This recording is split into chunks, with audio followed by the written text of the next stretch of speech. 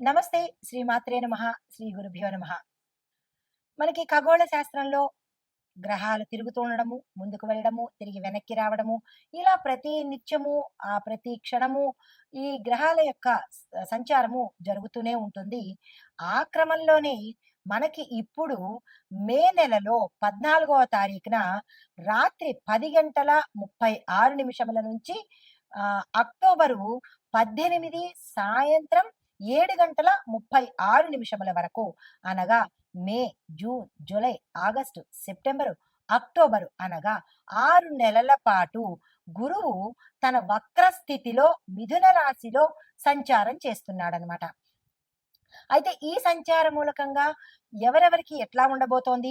వ్యవసాయము, వాణిజ్యము, రాజకీయము, ఆర్థిక పరిస్థితులు, దేశ పరిస్థితులు, ప్రకృతి, కాలమానము, రాజ్యాంగ వ్యవస్థ, న్యాయ వ్యవస్థ, ఇలా ప్రతి ఒక్క రంగంలో ఉండే వాళ్లకు ఎలాంటి ఫలితాలు వస్తాయి? ప్రతి ఒక్కళ్ళు అనుకుంటాము ఈ గ్రహాల యొక్క సంచారం కానీ, ఈ తిరోగమనాలు కానీ ఇవన్నీని మనుషులకే ఉంటాయేమో అని భ్రమపడతారు. కాదు. దేశానికి ప్రతి ఒక్క రంగానికి ఇవి వర్తిస్తూ ఉంటాయి కాబట్టి వివరంగా నేను మీకు ప్రతి ఒక్క రంగం గురించి ఎలా ఉండబోతోంది అనే అంశాన్ని తెలియజెప్తాను. అయితే ఈ ప్రభావము ముందుగా వ్యవసాయ రంగం మీద ఎలా పడబోతోంది గురు యొక్క స్థాన చలనం వలన. గురుగ్రహము మిథున రాశిలో ప్రయాణం చేయడం వల్ల పురాతన రైతు పద్ధతుల కన్నా, అంటే పూర్వంలాగా ఎద్దుల్ని పెట్టి ఇట్లా ఇవి చేసి అలాంటి పద్ధతుల కన్నా కొత్త టెక్నాలజీ, అంటే డ్రోన్స్, స్మార్ట్ ఇరిగేషను, డిజిటల్ ఫెర్టిలైజేషను ఇలాంటివి కనుక చేసినట్టయితే కొంత మంచిగా ఉండే అవకాశము, ఫాస్ట్‌గా మూవ్‌మెంట్ అయ్యే అవకాశం కనబడుతోంది. తర్వాత విత్తనాల కొరత, రైతు శిక్షణ కార్యక్రమాలు కొత్త దిశలోకి వెడుతూ ఉంటాయి. అంటే పాత నుంచి కొత్త దిశగా ప్రయాణాలు చేస్తున్నాయి. అయితే కొన్ని రాష్ట్రాల్లో వర్షము ఆలస్యంగాను, లేదా అంటే అధికంగా ఉండడం వల్ల కొన్ని పంటలు నష్టపోయే అవకాశం కనబడుతోంది. ప్రతి ఒక్క రైతు చాలా జాగ్రత్తగా ఉండాలి. 2025లో తీవ్రమైన పరిణామాలు ఎక్కువగా చోటు చేసుకుంటున్నాయి. అది గ్రహాల వల్ల కావచ్చు, మానవ తప్పిదాల వల్ల కావచ్చు. మనుషులు తప్పు చేస్తేనే గ్రహాలు ప్రకోపిస్తాయి. కాబట్టి ప్రతి మనిషి జాగ్రత్తగా ఉండడం నేర్చుకోవాలి. అయితే ఇక్కడ ముఖ్యంగా రైతులు చేయవలసిన పని ఏంటంటే ఈ సమయాన్ని దృష్టిలో పెట్టుకుని అప్రమత్తంగా ఉండే ప్రయత్నం చేసుకోండి. ధాన్యాలు, పప్పు ధాన్యాలు, పండ్ల యొక్క సాగు, పూలు పండించడము ఇలాంటి వాటిల్లో మీకు విశేషమైన లాభాలు వస్తాయి కాబట్టి అది ఎక్కడ అనుకూలంగా ఉంటుంది అనేది ప్రతి ఒక్క రైతు చూసుకొని ఆ ప్రయత్నాలు చేసుకోండి. అయితే విత్తనాల ధరలు ఎక్కువగా పెరగడం వల్ల రైతులకు నష్టాలు వచ్చే అవకాశం ఎక్కువగా కనబడుతోంది. దానికి తగినట్టుగా ప్రభుత్వం కానీ సహాయం చేయండి, లేదంటే వ్యాపారస్తులే కొంత సహాయం చేసినట్టయితే ఆ రైతన్న పంట పండించి మన కడుపులు నింపుతాడు కాబట్టి అంత ఎక్కువగా రేటు పెట్టకుండా వారికి అనుకూలమైన రేటును వ్యాపారస్తులు ఇవ్వండి. అయితే ప్రభుత్వం నష్టపరిహార ప్యాకేజీలు కూడా మీ రైతుల కోసం చేసే అవకాశం కనబడుతోంది. అవి అందిపుచ్చుకునే ప్రయత్నం చేసుకోండి. అయితే మీకు చెప్పదగిన ఉపాయం ఏమిటంటే నల్ల గోధుమ విత్తనాలను ఈ నల్ల గోధుమ విత్తనాలతో ఎక్కువగా బృహస్పతిని, అంటే గురువుని ఎక్కువగా పూజ చేయండి. జనరల్‌గా అమ్మవారిని పూజ చేస్తాము, భూమాతను పూజ చేస్తాము. దీనితో పాటుగా గురుగ్రహాన్ని కూడా ప్రతి ఒక్క రైతు పూజ చేసినట్టయితే కనుక ఆ స్వామి పూజ చేసుకొని మీరు సాగు ప్రారంభిస్తే నష్టాలు లేకుండా అనుగ్రహిస్తాడు. అయితే వాణిజ్య, ఆర్థిక రంగం ఎలా ఉండబోతోంది? బిజినెస్ అండ్ ఫైనాన్స్ వాళ్ళకి చూసినట్టయితే గురువు మిథున రాశిలో సంచారం చేస్తుండడం వల్ల, మిథున రాశిలో ఉండడం వల్ల వాణిజ్య సంబంధాలు, మరీ ముఖ్యంగా ఎక్స్‌పోర్ట్, ఇంపోర్ట్ రంగాలు చాలా ఆశాజనకంగా ఉండబోతున్నాయి. దీంతో పాటు డిజిటల్ వ్యాపారాలు, e-commerce, logistics, edtech, health tech ఇలాంటి రంగాల్లో పెట్టుబడులు ప్రవాహంగా వచ్చి పడతాయి. అయితే స్టాక్ మార్కెట్లు ఈ హెచ్చుతగ్గుల మధ్య కొంత మళ్ళా అదే స్థితిలో కొనసాగే అవకాశం కూడా కనబడుతోంది. మరీ ముఖ్యంగా ఇన్ఫర్మేషన్ టెక్నాలజీ, ఫైనాన్సు, ఫార్మా కంపెనీలకు చాలా లాభదాయకంగా ఉండబోతోంది. బి అంటే బిట్‌కాయిను, క్రిప్టో కరెన్సీ వంటి అసాధారణ పెట్టుబడులు కనుక పెట్టేటట్టయితే చాలా జాగ్రత్తలు తీసుకోండి. రూపాయి పెడితే కోట్లొస్తున్నాయంటే దాని వెనకాల ఏదో ఉంటుంది గదా! దాన్ని చూసుకోండి. సామాన్యమైన పెట్టుబడులు వేరు. ఇలాంటి ఆహ్, అసాధ్యమైన పెట్టుబడులు వేరు, జాగ్రత్తలు తీసుకోండి. అయితే రైతు మార్కెట్, డైరీ ప్రాజెక్టులు కొంచెం బలపడే అవకాశం కనబడుతోంది. అయితే ఉపాయం ఏంటంటే ప్రతి గురువారము అంటే ఈ వ్యాపారస్తులు గాని, రైతులు గాని ప్రతి గురువారము పసుపును, గోధుమలను దానంగా ఇచ్చుకునే ప్రయత్నం చేసుకోండి. ఇది వ్యక్తిగతం కదా, దేశం కాదు కాబట్టి మీరు మీ ప్రయత్నాలు తప్పనిసరిగా చేసుకోండి. అయితే రాజకీయ పరిణామాలు ఎలా ఉన్నాయంటే పాలిటిక్స్ వైపు పక్షపాత రాజకీయం ఎక్కువగా వృద్ధిలోకి వచ్చేస్తుంది. దీంతో పాటు ప్రజల్లో విచారణ స్వభావము, నాయకత్వ నిరీక్షణ ఎక్కువగా చేస్తూ ఉంటారు ప్రజలు. మధ్యంతర ఎన్నికలు సంభవించే అవకాశం కూడా సూచనప్రాయంగా గోచరిస్తున్నాయి. కొన్ని రాష్ట్రాల్లో గవర్నర్ పరిపాలన కూడా వచ్చేటట్టుగా కనబడుతోంది. 5 రాష్ట్రాల రాజకీయాలు అనగా ఉత్తరప్రదేశ్, పశ్చిమ బెంగాల్, తమిళనాడు, కర్ణాటక, మహారాష్ట్ర అవి కీలకంగా మారే అవకాశం కూడా ఇక్కడ కనబడుతోంది. నూతన రాజకీయ నాయకులు యువత మీద ఎక్కువగా ప్రభావం పడి వారి నాయకత్వము పెరిగే అవకాశం కనబడుతోంది. జాతీయ వేతన సంఘము ఆటోమేషన్ పై చట్టాలు తీసుకొచ్చే అవకాశము, దానితో పాటు సమాజ సేవా రంగాల మీద కూడా మార్గదర్శకాలు అంటే ఒక గైడ్ లైన్స్ ఇచ్చే అవకాశాలు కూడా ఇక్కడ కనబడుతున్నాయి. అయితే దీనికి ఆ ఉపాయము అనేది ఏమీ లేదు కానీ దేశం కోసం మనమే ప్రార్థన కానీ దైవాన్ని పూజించడం కానీ దేశం కోసం చేసినట్టయితే కొంత సానుకూలం ఉంటుంది. అయితే దేశ పరిస్థితులు చూసినట్టయితే ఎలా ఉన్నాయంటే ఇండియా స్పెసిఫిక్ ఎలా ఉంటుందంటే గురువు బుధ స్థానంలో సంచరించడం వల్ల, బుధ స్థానం అంటే మిథున రాశి అన్నమాట. ఈ మిథున రాశిలో సంచారం చేయడం వల్ల భౌగోళికంగా చూసినట్టయితే జియోలాజికల్ గా ఉత్తర భారతము, హిమాలయ ప్రాంతాల్లో ప్రకృతిలో మార్పు వచ్చి కరుగుదల, బర్ఫ్ అంటే ఏం లేదు, మంచుగడ్డలు కరిగి భూకంప సూచనలు కూడా గోచరిస్తున్నాయి. రైతు ఉద్యమాలు మళ్ళీ పునరుద్ధరణ కావచ్చు, కానీ ఇది సంస్కారాత్మక మార్పుల కోసము పరిష్కారం అవుతుంది.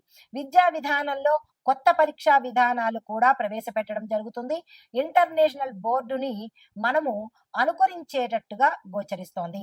సైనిక రంగంలో చూసినట్టయితే కనుక సాంకేతిక విప్లవం అంటే ఎక్కువగా టెక్నాలజీని వాడే అవకాశము ఎక్కువగా కనబడుతోంది. డ్రోన్ ఆధారిత మానిటరింగ్ కూడా జరిగే అవకాశాలు గోచరిస్తున్నాయి. అయితే రక్షణ విభాగాన్ని కనుక చూసినట్టయితే పెద్ద బడ్జెట్ పెట్టుబడులు లభించే అవకాశం కూడా ఇక్కడ కనబడుతోంది. అయితే కాలమాన పరిస్థితులు ఇందాకటి నుంచి అవి చూసాము. ఇప్పుడు కాలం ఎలా ఉండబోతోంది వాతావరణం అంటే కనుక వర్షపాతము నైరుతి ఋతుపవనాలు అంటే సౌత్ వెస్ట్ మాన్సూన్స్ నెమ్మదిగా ప్రవేశించి జూన్ మధ్య నుంచి సెప్టెంబర్ వరకు ఉధృతంగా ఉండబోతున్నాయి. అయితే గుళిక స్థితిలో ఉన్న గురువు కొన్ని ప్రాంతాల్లో మితంగా కానీ మరికొన్ని ప్రాంతాల్లో మోస్తరు నుంచి అధిక మోస్తరుగా వర్షాలు పడే అవకాశము ఎక్కువగా కనబడుతోంది. దీంతో పాటు ప్రధానంగా తెలంగాణ, కోస్తా ఆంధ్ర, కర్ణాటక, ఒరిస్సా, మధ్యప్రదేశ్, బీహార్లో వర్షాలు ఎక్కువగా పడే అవకాశము, తీవ్రమైన అతివృష్టి కలిగేటట్టుగా, తుఫాన్లు కలిగేటట్టుగా గోచరిస్తోంది. అయితే తరువాత వెచ్చని వాతావరణము అనగా మే జూన్లో నార్త్ ఇండియా, రాజస్థాను, ఉత్తరప్రదేశ్, ఢిల్లీ ప్రాంతాల్లో తీవ్రమైన ఎండలు, విపరీతమైన ఎండలు, సెంటీగ్రేడ్స్ పెరిగిపోయేటట్టుగా గోచరిస్తోంది. హిట్ వేవ్స్ అంటే హాట్ వేవ్స్ ఉంటాయి కదా, అంటే వేడి గాలులు పెరిగే అవకాశం కూడా చాలా ఎక్కువగా కనబడుతోంది. అక్కడి ప్రజలు జాగ్రత్తలు తీసుకోండి. తరువాత తుఫాన్ల దగ్గరికి వచ్చేటప్పటికి బంగాళాఖాత ప్రభావము మే, జూన్ అండ్ అక్టోబర్, మే జూన్లలోను మరలా అక్టోబర్లో మధ్య బంగాళాఖాతంలో తుఫాన్లు ఏర్పడే అవకాశము చాలా ఎక్కువగా కనపడుతోంది. ఇవి కూడా చాలా తీవ్రంగా ఉండబోతున్నాయి. తర్వాత కనుమరుగయ్యే కొన్ని తుఫాన్లు అలా వచ్చి అలా వెళ్ళిపోతుంటాయి. దానివల్ల పెద్ద ఇబ్బందులు కనబడవు. కొన్ని మార్గాలు దాటుకుంటూ తీరాన్ని దాటేస్తాయి కాబట్టి ఇబ్బంది పడాల్సిన పని లేదు. తర్వాత మంచు తుఫానులు, మంచు కరగడాలు ఇలాంటివి జరిగి విపరీతమైన సమస్యలు సృష్టించే అవకాశము ఎక్కువగా కనబడుతోంది.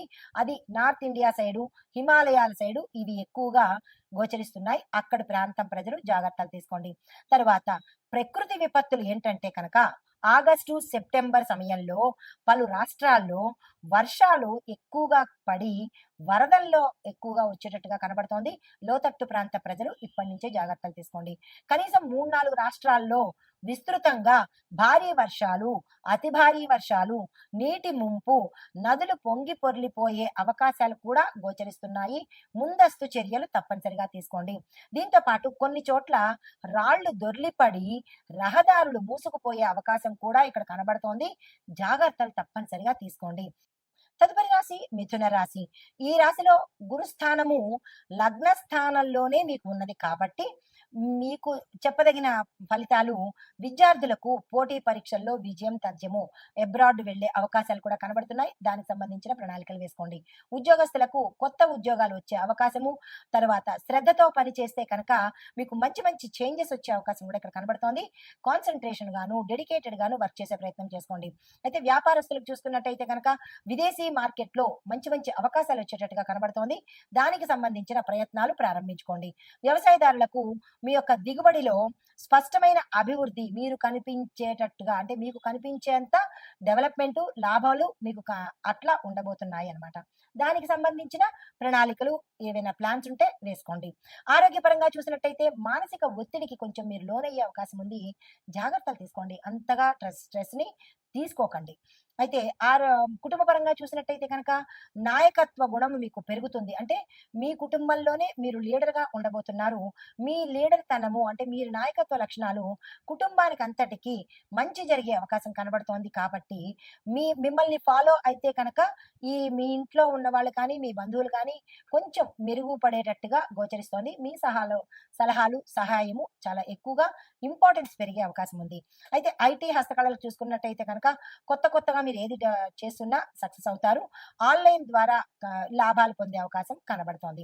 కాంట్రాక్ట్ దారులు చూసుకున్నట్టయితే పెద్ద ఒప్పందాలు వస్తాయి. తక్షణమే యాక్సెప్ట్ చేసుకోండి. రాజకీయ నాయకులకు సినిమా వాళ్ళకి చూసినట్టయితే కనుక మీకు మంచి మంచి అవకాశాలు వస్తాయి. పదవులు కూడా వచ్చే అవకాశం ఉంది. అది ఎలాగా ఏమిటి అనేది ప్రణాళికలు వేసుకుని తద్వారా ప్రయత్నం చేయండి. మీకు చెప్పదగిన పరిహారాలు దత్తాత్రేయ స్వామి వారి స్తోత్రాన్ని చదవడం కానీ ఆలయ దర్శనం కానీ చేసుకోండి. దీంతో పాటు ఒక చిన్ని మంత్రాన్ని ఇస్తాను. ఓం గం గురవే నమః. ఈ మంత్రాన్ని రోజు 108 సార్లు చదివే ప్రయత్నం చేయండి. గురుబలం పెరుగుతుంది. గురుబలం పెరిగిందంటే ధనం పెరుగుతుంది. ఇవ్వవలసిన దానాలు పసుపును దానంగా ఇవ్వండి. తులసి మొక్కను మీ ఇంట్లో నాటే ప్రయత్నం చేయండి. మాకు ఇంట్లో ఖాళీ జాగా లేదు అని అనుకుంటే కనుక ఏదైనా ఆలయంలో నాటే ప్రయత్నం చేయండి. మంచి ఫలితాలు పొందుతారు. ఇది ఈ రాశిలో ఉండేవారికి చెప్పదగిన గోచారరీత్యా ఫలితాలు, పరిహారాలు, సూచనలు. అయితే ఓవరాల్ గా కంక్లూజన్ ఏంటంటే సమగ్ర విశ్లేషణ. మొదటిది, వ్యవసాయ వర్షాభావ ప్రాంతాలలో ముందుగా గుర్తించి విత్తనాలను జాగ్రత్తగా నాటుకోండి. రెండవది, వీధి వ్యాపారులు, భవన నిర్మాణ వ్యాపారులు వర్షాల తాకిడికి రక్షణ కోసము మీరు ముందుగా జాగ్రత్త చర్యలు తీసుకోండి. నెంబర్ 3, ప్రయాణికులు వర్షాకాలంలో తుఫానుకు లోనయ్యే ప్రాంతాలకు ప్రయాణం చేయకుండా జాగ్రత్తలు తీసుకోండి. నాలుగోది, ప్రభుత్వము NDRF అంటే నేషనల్ డిజాస్టర్ రెస్పాన్స్ ఫోర్స్ వీళ్ళు ప్రమాద నిర్వహణ శాఖలకు విధి నిర్వహణలు అప్పజెప్పి వాటిని జాగ్రత్తగా అప్రమత్తంగా ఉండి ప్రజలకు న్యాయం చేసేటట్టుగా ప్రవర్తించేటట్టుగా మీరు ఏర్పాట్లు ప్రభుత్వం తీసుకోండి. తర్వాత పల్లె ప్రాంత ప్రజలు రోడ్లు ఇలాంటి మట్టి నేల మీద ప్రయాణం చేసే వాళ్ళు జాగ్రత్తలు తీసుకుని ఆ ప్రాంత నాయకులు ప్రజలకి రక్షణ ఏర్పాట్లు తీసుకున్నట్టయితే కనుక ఈ డిజాస్టర్స్ నుంచి, ఈ విపత్తుల నుంచి కొంత మనకి జాగ్రత్తలు తీసుకుని ప్రాణ నష్టం లేకుండా మనల్ని మనం కాపాడుకున్న వాళ్ళం అవుతాము. నమస్తే.